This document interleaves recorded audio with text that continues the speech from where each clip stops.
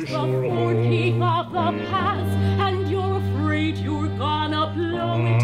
You're afraid you're gonna blow it, but we're gonna do what we have to do to pick the right one. I sure hope we do, but we're gonna do what we have to. I sure hope we do what we have to do. I sure hope we do what we have to do. I sure hope what we do, we have to do. I sure hope we do what we do. I hope we have what we do too. The first opera I did, it was a commission from Oberlin. It's called Eros and Psyche.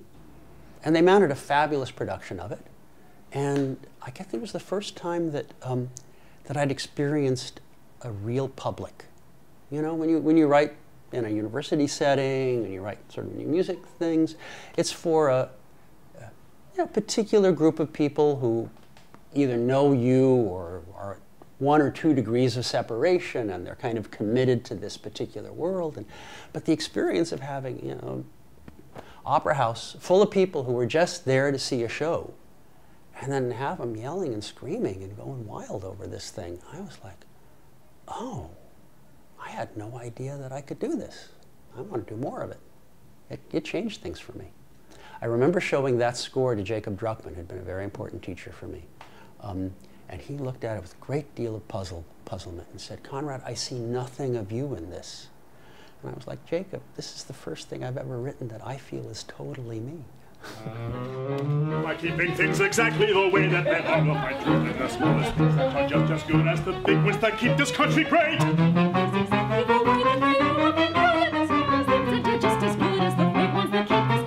By keeping things exactly the way that they are, we'll find truth in the smallest things that are just as good as the big ones that keep this country great. By keeping things exactly the way that they are, we'll find truth in the smallest things that are just as good as the big ones that keep this country great. Keeping things exactly the way that they are, we'll find truth in the smallest things that are just as good as the big ones that keep this country great. By keeping things exactly the way that they are, we'll find truth in the smallest things that are just as good as the big ones that keep this country great.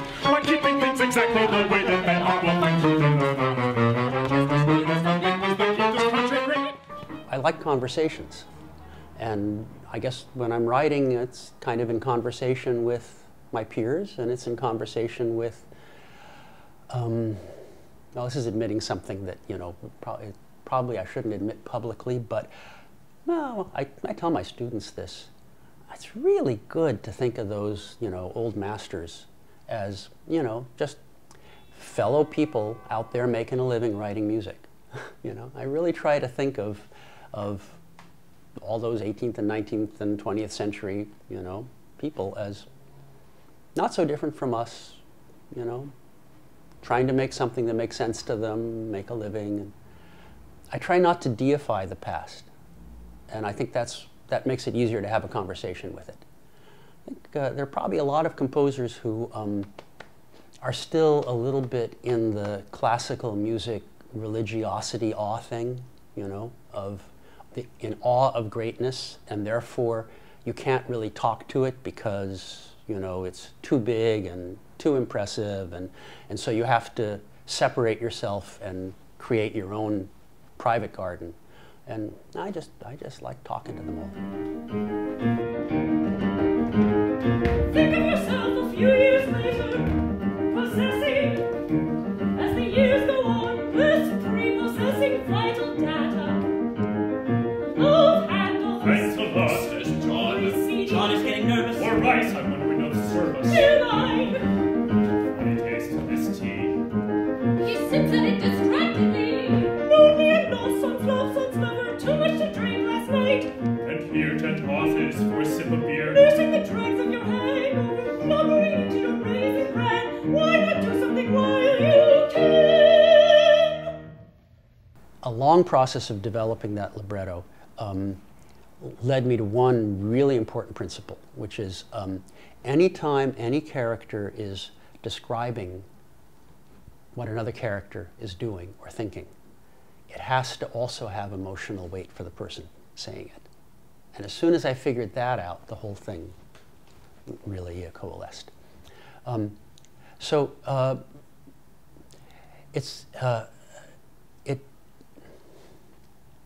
it's paradoxical that it works so strongly. Because you would think that the structure where you're moving in and out of first person, where people are talking to each other, but sometimes they're even referring to themselves in the third person, you would think that it would have a distancing effect, but it just doesn't seem to. And of course, the fundamental reason to do it is there is such music in his verse, and I absolutely wanted to capture and keep that music. And as soon as you start slicing it down to just the dialogue, just the direct quotes, the music's gone. Why be so uptight? He's a great guy. God, it's a year that I've been chased. Why be so It's a year uptight? That he's a great I've been guy. chased.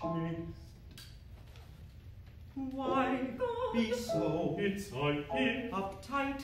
He's a great I've been guy. his arm. He's a great, so uptight. God, it's a guy. A year. Why be so He's a great, What's his chased? a guy? Why be so uptight. Waste. It's a waste. So uptight. He's a guy. I like to think that that the people I've worked with over the years have found their own wonderful voices, that I've helped them to trust their own instincts, to trust where they want to go. I've moved obstacles out of their way when I could. I've suggested ways to find a door when they're pounding their head against the brick wall. I've